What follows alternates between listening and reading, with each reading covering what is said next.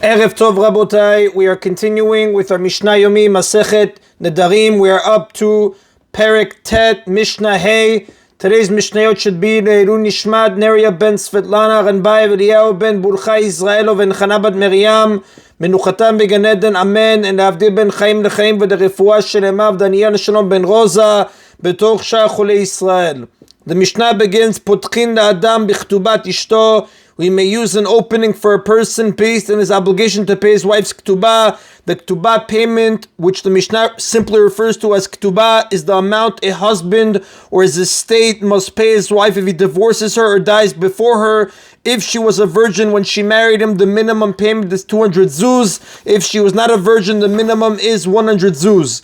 If the husband desires, he may add to the minimum amount as much as he wishes. Now, what the Mishnah is referring to is if someone made a neder that will result in his having to divorce his wife, meaning if the husband makes a neder that causes his wife significant inconvenience or discomfort, he must divorce her if she wants and pay her ktubah. We ask him, had you known that you would have to pay her ktubah, would you have made the neder? If he answers no, we can use that opening to annul his neder. And the Mishnah cites a story to illustrate this law. It once happened with someone who made a neder prohibiting himself to have benefit from his wife, and he was therefore required to divorce her and pay her ktubah. And her ktubah was 400 dinars, a very large sum of money. He came before Rabbi Akiva to ask whether he must pay her. And Rabbi Akiva obligated him to give her ktubah to her. Amar lo, he said to Rabbi Akiva, Rabbi shmoneh meot dinarin iniach Abba. My teacher, my father left me and my brother an inheritance of 800 dinars. V'natal achi arba meot v'ani arba meot. And my brother took 400 and I took 400. That is all the money I have. Lo dayash etitol hi 200 v'ani 200. Is it not enough for her that she takes 200 and I keep 200? Why must I give her the full 400? Amar lo Rabbi Akiva said to him, afilu ata mocher sa'ar roshcha. Even if you have no money left and you are forced to sell the hair on your head for food, you must give her entire ktubah to her.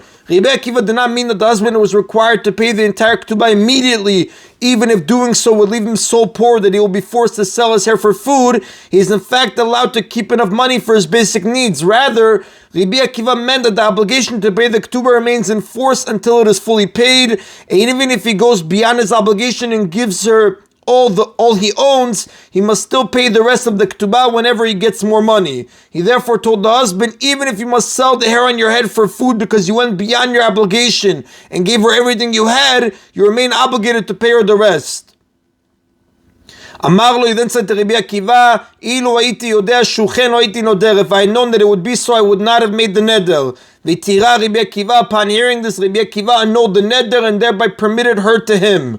And this story shows that if a husband's realization that he must pay the ktubah would have prevented him from making a neder, we have a valid opening that lets the neder be annulled. And that is then a Mishnah Hey. Mishnah Vav continues, Potchin bayamim tovim ubeshabbatot. We may use an opening based on the effect one's neder will have on Yom Tov and Shabbat. If someone made a neder to fast or not eat meat for a period of time that includes a Yom Tov or Shabbat, we ask him, had you known that a Yom Tov or Shabbat would fall during the period of your neder, would you have made the neder?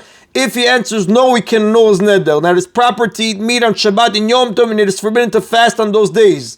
By reminding him that his neder prevents him from properly enjoying Shabbat or the festival, we provide him with an opening that can be used to annul his neder. And the Mishnah discusses how useful this opening is. Originally the rabbis would say that when such an opening is used, Otana Emim Mutarin, only those days, Yom Tov and Shabbat, are permitted, meaning even after the neder is annulled, he may eat on those days alone.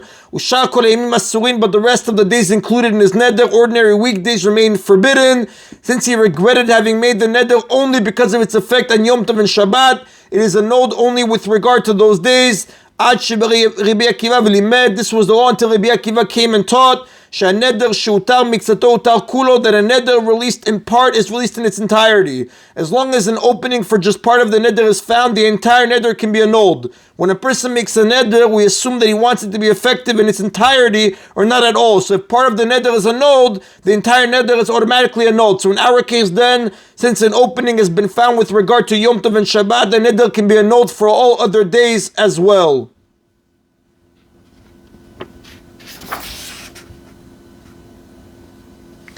And that is the Rebotai of today's Mishna Yomi. Baruch Adonai Leolam. Amen v'amen.